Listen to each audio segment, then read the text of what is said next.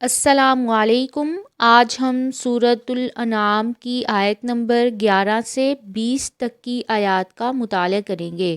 اعوذ باللہ من الشیطان الرجیم، بسم اللہ الرحمن الرحیم۔ قل کہہ دیجئے، سیرو تم چلو، فی الارض زمین میں، ثم انظروا پھر دیکھو، کیفا کس طرح، کانا ہوا، عاقبت انجام، المکذبین جھٹلانے والوں کا۔ اس کا مقصد کفار کو ڈرانا ہے۔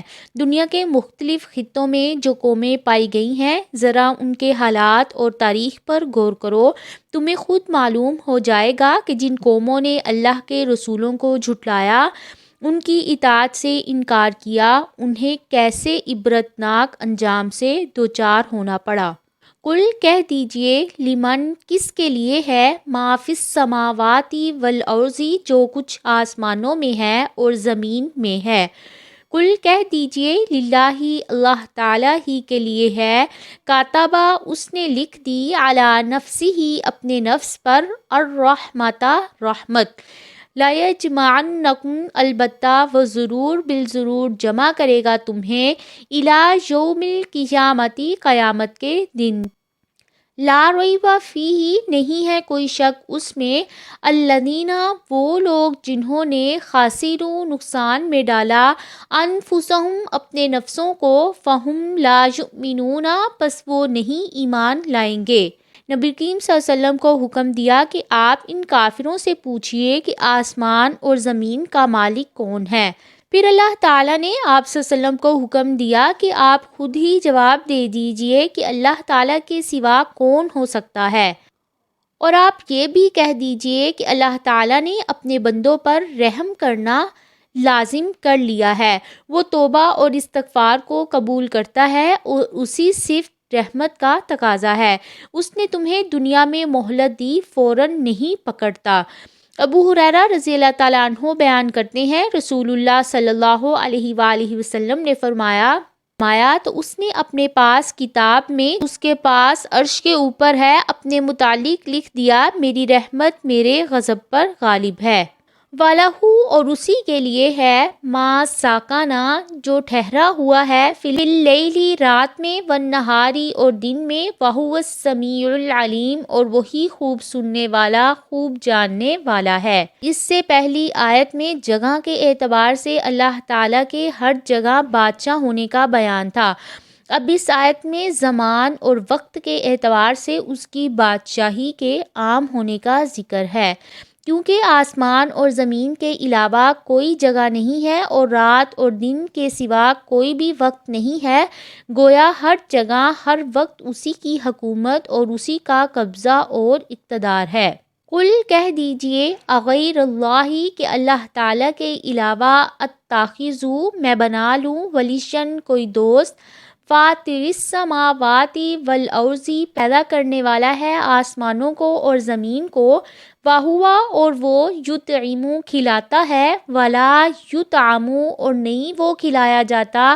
قل کہہ دیجئے، انی بے شک میں، امرت میں حکم دیا گیا ہوں، ان اکون یہ کہ میں ہو جاؤں، اولا سب سے پہلا، من جو اسلم اسلام لایا، ولا تکونن اور نہ آپ ہرگز ہو، من المشرکین مشرکوں میں سے۔ ولی کے معنی دوست بھی ہے، مالک اور مددگار بھی، اور معبود اور کارساز بھی۔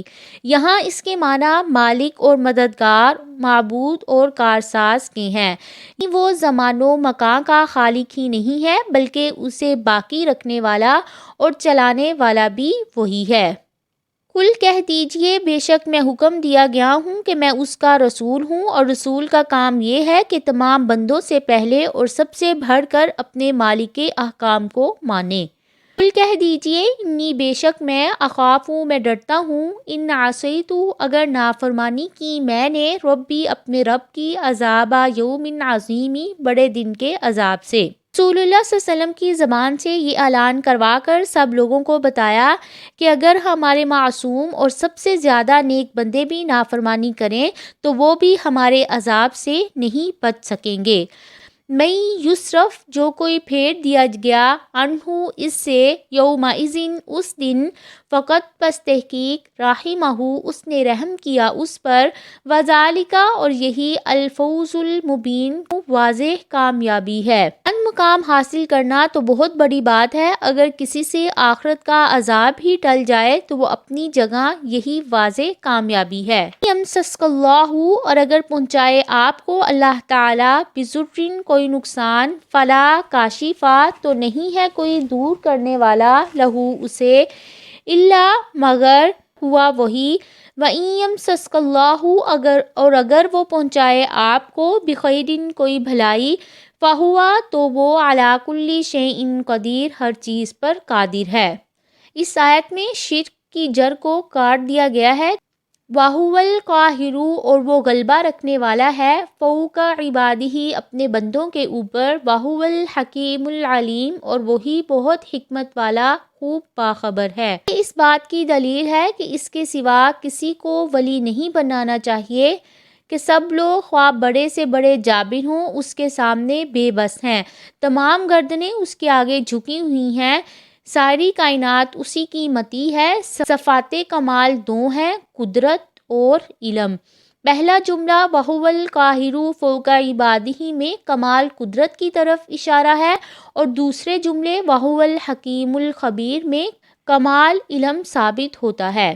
قل کہہ دیجئے ایو شیئن کون سی چیز اکبر زیادہ بڑی ہے شہادتاً گواہی میں، قل کہہ دیجئے اللہ تعالی شہید گواہ ہے بینی میرے درمیان و بینکم اور تمہارے درمیان وأوحی اور وحی کی گئی ہے الیہ میری طرف ھذل قرآن یہ قرآن لانذرکم تاکہ میں ڈراؤں تمہیں بہ اس کے ساتھ ومن بالغا اور جسے یہ پہنچے انکم کیا بے شک تم لتشہدون البتہ تم گواہی دیتے ہو ان مع اللہ بے شک اللہ تعالی کے ساتھ آلہۃ اخری دوسرے الہ ہیں۔ قل کہہ دیجئے لا اشہد نہیں میں گواہی دیتا، قل کہہ دیجئے انما بے شک ہوا وہی الہ الہ ہے واحد ایک ہی واننی اور بے شک میں بری ہوں مما اس سے جو تشرکون تم شرک کرتے ہو۔ کفار مکہ کے بعد جب یہود و نصارہ کی اکثریت نے بھی آپ کو جھٹلا دیا تو کفار کہنے لگے بتاؤ اب تمہاری رسالت کی گواہی کون دیتا ہے؟ تو اللہ تعالیٰ نے آپ کو حکم دیا کہ آپ ان کافروں سے کہیے اللہ کی ہستی سے بڑی ہستی کون سی ہے؟ جب کوئی نہیں تو بتاؤ سب سے بڑا شہادت دینے والا کون ہوگا؟